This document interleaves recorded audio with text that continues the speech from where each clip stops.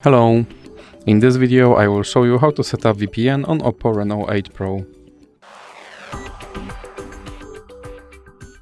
So you have to start by opening your Google Play Store, then click on search and type in Turbo VPN and click search.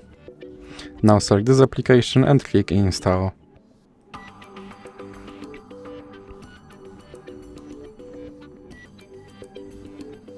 Now you can click open and then click on agree and continue.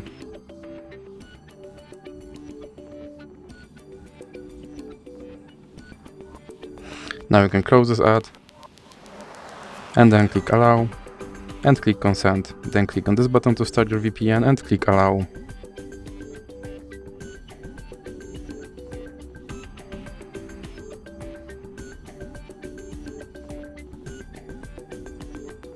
Now you can close this ad, and as you can see I'm connected to VPN in Canada. So that's it for this video. If you liked it, please remember to leave like and subscribe.